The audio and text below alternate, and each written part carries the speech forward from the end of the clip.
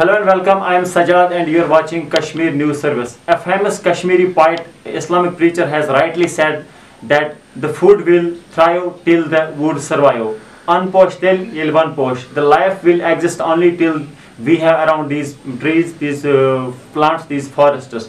So it's important to have forests and trees around us. But unfortunately, whenever there is lockdown, the forests become so soft target for smugglers. They are just ramping in forests and cutting down the trees. So whenever there is lockdown, these movements are rising in a number. And despite having manpower, the forest department, why forest department is not doing enough to protect these forests. So I have today with me the conservator North Circle, Irfan Rasulwani Saab. So we will just ask him that how much they are working, what efforts they are making to protect these forests.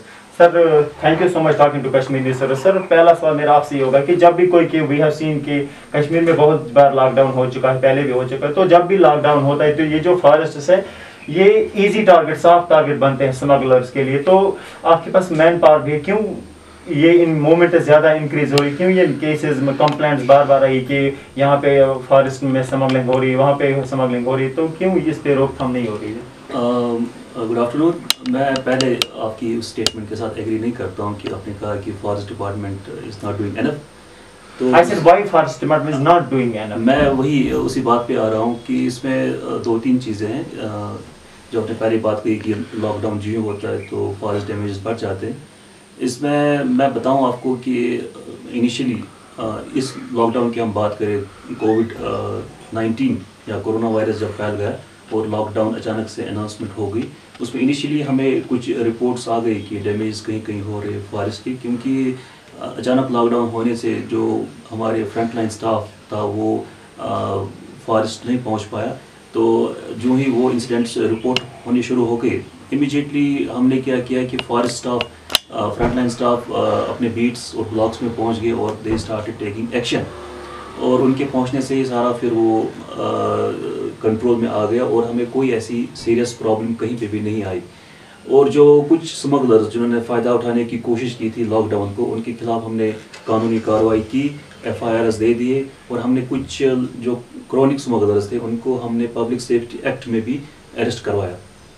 Overall मैं कहना चाहता हूँ कि हमारी forest की जो है wealth, it is well protected and we don't have any serious complaints from anywhere as on date. But sir, I know that you are just watching a large area from Baramulla to Kupwara, but we have seen कि जो recent अभी जो चल रहा है मतलब lockdown में, तो कंपेयर टू जो मतलब नॉर्मल जो लाइफ होती है जब लॉकडाउन नहीं होता है, तो उसमें ये जो डैमेज फॉरेस्ट का होता है ये कम होता है, तो लॉकडाउन में ज़्यादा क्यों? क्या ये जो आपकी एम्प्लॉयज है ड्यूटी पे मौजूद नहीं होती क्या, कि कोई और रीज़न कि लॉकडाउन में ये मूवमेंट ज़्यादा इंक्रीज हो रही है? एक तो हमें ये समझना है पहले कि अगर डैमेज होते हैं फॉरेस्ट के या लोग डैमेज करते हैं, उसके पीछे मेन रीज़न क्या है। इसमें जो हम रीज़न देखते हैं कि सोशो इकोनॉमिक इशू भी है, टिम्बर स्मगलिंग या forest damages. Socio economic issue इस वजह से बनता है कि अगर लोगों के पास लाइवलीहुड ख़त्म हो जाता है, then they start trying to find out some other livelihood. तो लॉकडाउन में कभी ऐसी प्रॉब्लम्स आ जाती हैं, रोज़गार ख़त्म हो जाता है, then they go back to their homes, exactly, then they start doing these things. But हमारा स्टाफ हमेशा प्रोएक्टिव रहता है। हम वहाँ पे उनके खिलाफ फिर कार्रवाई करते हैं जो स्मगलिंग करते हैं। ऐसी कुछ जगहों पे हमें प्रॉब्लम्स हो गई जहाँ पे रोज़गार की वजह से, मैं कहूँगा रोज़गार ना होने की वजह से लोगों ने ऐसा करना स्टार्ट कर दिया था, लेकिन as on date we don't have such problems. So shifting to my focus to other question, this is my first interaction with you and I have heard a lot about you that you are just very responsible person, very accountable person, and very honest. But and I have also that you are just very much curious about the sports activities, ecotourism. But and I have heard that you are just going to start a ecotourism in Mondaji and Bangas. We just want to know that what has been the progress there in Mondaji. And actually there is a lot of scope of ecotourism in our North Kashmir. When we see forest cover in North Kashmir, it is excellent forest cover. We have excellent forest cover. There are very good sites which can be explored for adventure tourism, ecotourism. उसमें हमने 2 sites को पहले select किया है। एक हमने बंगस को किया है। Bangus is a very vast meadow and it has tremendous potential for ecotourism, for camping and other activities. Similarly, Munji is in Rafiabad, वहाँ का भी बड़ा स्कोप है। तो उन 2 एरियाज़ को हमने सिलेक्ट किया है जहाँ पे हम इको टूरिज़्म एक्टिविटीज़ को प्रमोट करेंगे। इसके पीछे हमारा मकसद यही है, एक तो हम लोगों को इसमें इन्वॉल्व करना चाहते हैं, लोकल्स को, उनके लिए एक लाइवलीहुड जनरेट हो जाएगा उससे जब वो एज गाइड्स एक्ट करेंगे, और साथ में नेचर एजुकेशन भी हम प्रमोट करना चाहते हैं। और जो ये एक कॉन्सेप्ट है हाइकिंग का, ट्रैकिंग का, उसको हम प्रमोट करना चाहते हैं। हमने इसमें अभी एक नेचर कैंप ऑर्गेनाइज किया बंगस में, बट ड्यू टू पैंडेमिक इसकी वजह से हमें कुछ रिस्ट्रिक्शंस जो है और रेगुलेशंस फॉलो करनी पड़ते हैं। हम बड़े ग्रुप्स नहीं ले जा सकते हैं। जो उसमें हम ईज आउट होते हैं रिस्ट्रिक्शंस में, then we will organise more camps at Bangas, at Kitardeji. We have similarly more areas taking up. Venkura हम बारामूला में ले रहे हैं, and दिवर लोला उसमें भी हम एक्टिविटी स्टार्ट कर रहे हैं। So thank you. So sir, एक और क्वेश्चन मैं आपसे पूछना चाहूँगा कि we have seen that you most of the people are just occupied in forests, they are just taking care of the forests, but we have last year we have reported number of cases that wild animals have attacked the employees. तो उसके बाद जो भी employed अगर कोई injured हो जाता है तो उसको कोई फिर ना कंपनसेट किया जाता है, ये कहा जा रहा है कि ना उसको कंपनसेट ना उसका कोई फिर बाद में टेक केयर किया जाता है। क्यों ऐसा, क्या उनकी इक्विपमेंट्स की प्रॉब्लम है या और कुछ, इस पे ध्यान क्यों नहीं? जो हमारी फ्रंटलाइन स्टाफ की जो नेचर ऑफ ड्यूटी है, इसमें उनमें कभी ऐसा आ जाता है कि इंसिडेंट होता है, कभी वाइल्ड एनिमल अटैक करता है या कभी during the line of action कोई स्मगलर अटैक कर देता है। उसके लिए हमने जो रखा है एक बेनेवोलेंट फंड है फॉरेस्ट में। बेनेवोलेंट फंड में वो हम एम्प्लॉयज़ खुद ही सब्सक्राइब करते हैं, उसमें उनका सब्सक्रिप्शन होता है। उसमें फिर हम अगर किसी को फैटेलिटी होती है उनको 2 लाख रुपये मिलते हैं, अगर कोई ज़ख्मी होता है उनको 1 लाख रुपये मिलता है। तो वो हम कंपनसेट करते हैं उनको टू सम एक्सटेंट अपने उस बेनेवोलेंट फंड से। दूसरा है अगर मैन एनिमल कन्फ्लिक्ट में किसी की इंजरी होती है उसको वाइल्ड लाइफ डिपार्टमेंट देखता है और वो उनको कंपनसेशन देता है कुछ उसमें। So sir, the one more question is that कि हमने recently सुना है कि मतलब आपका जो even कि yesterday a video has been I think really has been released from the Lieutenant Governor's house that the forest department is just improving its cover. Now they are just taking large and large area, but we have many complaints that आपकी जो nurseries है even कि we have one complaint from Dadkol compartment 6 in Mawar area कि वहाँ पे एक nursery तैयार की गई थी, जो सैम्पलिंग की गई थी, फेंसिंग वहाँ पे की गई थी, लेकिन बाद में ना वहाँ पे कोई अभी जो जितने भी पौधे लगाए गए थे कोई भी मौजूद नहीं है, फेंसिंग भी मौजूद नहीं है, लेकिन जो पेमेंट ऑलमोस्ट वो विड्रा हो गई है, लेकिन ग्राउंड पे कुछ नहीं हुआ। ये कंप्लेंट्स बहुत आ रही है। इसमें एक चीज़ पहले जो हमने कही कि हमें फॉरेस्ट कवर में गुड न्यूज़ है कि इंक्रीज हुआ। जो last year forest of India की रिपोर्ट इशू हुई थी तो उसमें 370 स्क्वायर किलोमीटर एरिया पूरे अपने यूटी का बढ़ चुका है। तो that is a very good news. ये एरिया कैसे बढ़ गया? It is because of our activities, जो हम एफॉरेस्टेशन एक्टिविटीज़ करते हैं फॉरेस्ट डिपार्टमेंट।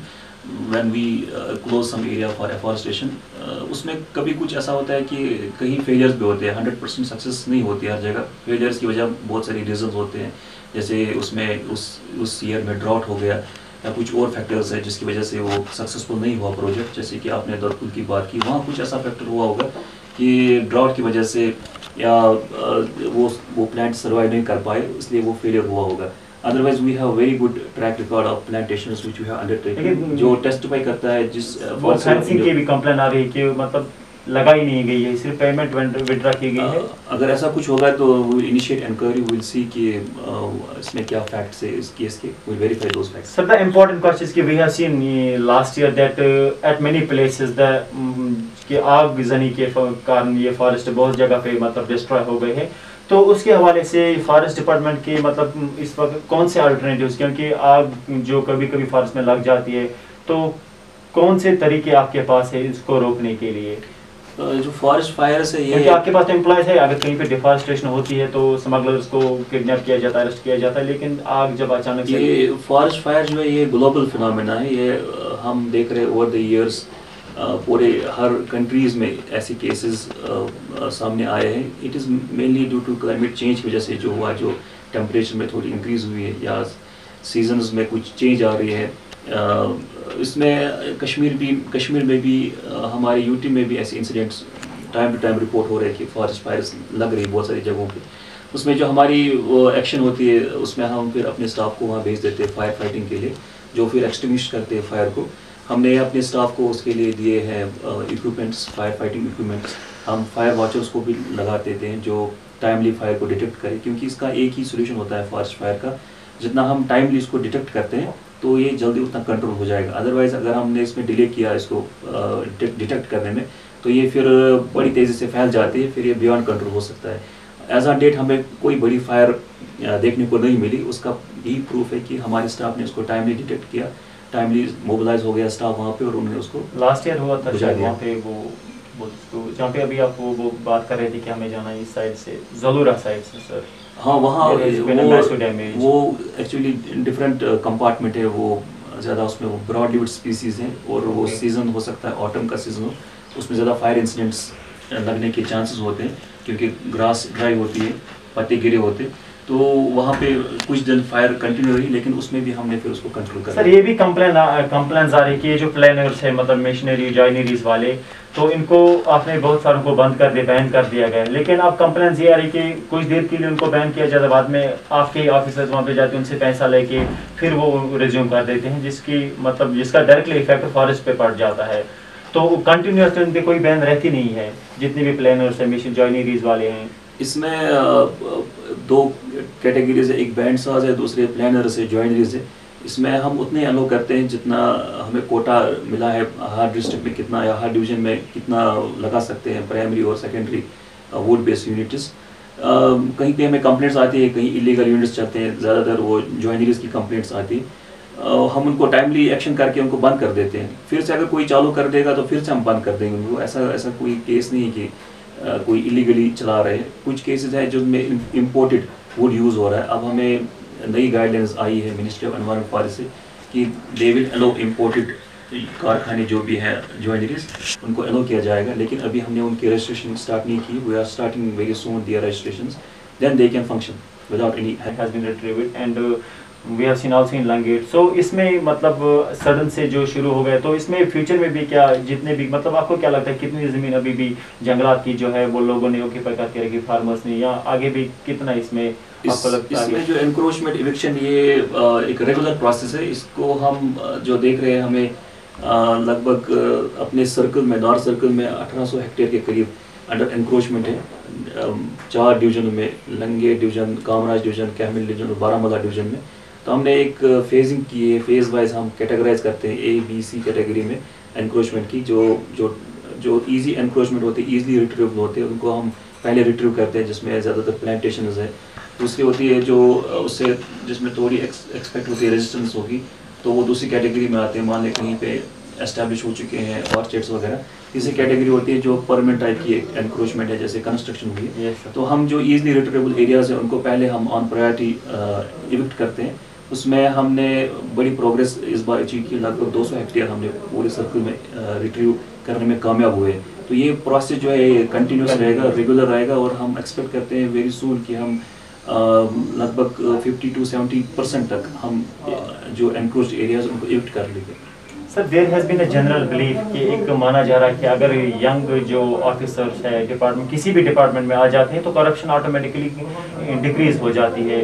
तो ये सजेशंस आ रही थी कि अगर जो यंग ऑफिसर्स अभी फॉरेस्ट डिपार्टमेंट में आ रहे हैं, क्यों उनको चार्ज नहीं दिया जा रहा है ताकि जो पुराने ऑफिसर्स को रिप्लेस करे, ताकि करप्शन की जाए।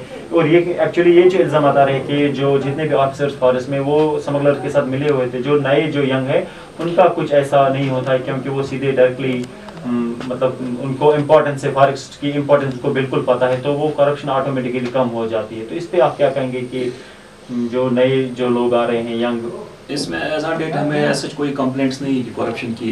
In fact our present government is very strict on this matter. Anti corruption bureau आप देख रहे हैं कितना फंक्शनल है, they take action against those officers. छोटे छोटे होते हैं, मतलब जैसे घोड़े वाले हैं, वो मिले हुए हैं कि उनको इतने बजे आना है तो इतने बजे आप वहाँ पे नहीं आओगे।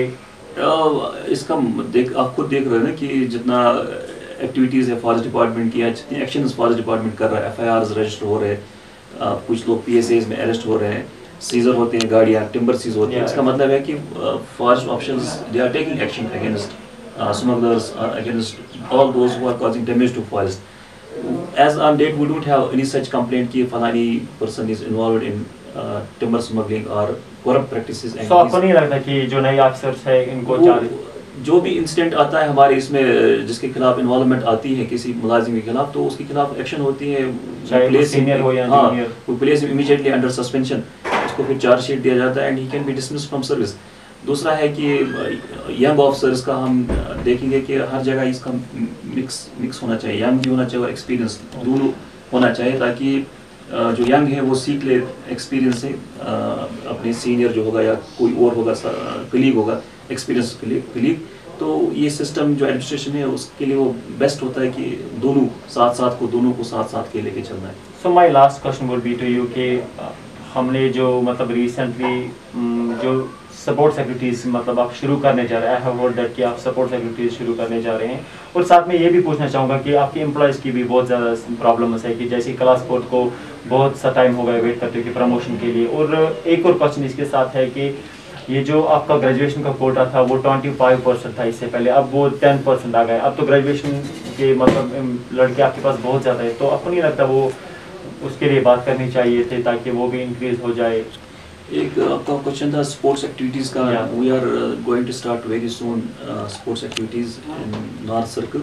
वो इसलिए है कि हम इनकी जो है अपने जो फॉरेस्ट ऑफिसर्स की इनकी एंड्योरेंस, उनकी fitness levels, sportsmanship, team spirit को बढ़ाने के लिए वो एक्टिविटीज़ ऑर्गेनाइज करते हैं। फिर उसके बाद हमारा होता है all India forest sports meet, उसमें हमारी टीम जाती है यहाँ से JNK से, तो उसके लिए उनको तैयार करना है, तो वो activities we are going to start very soon, तो वो हो जाएंगे तो उनमें सिलेक्ट करके हम उनको आगे भेज देंगे फिर नेशनल लेवल पे खेलने के लिए।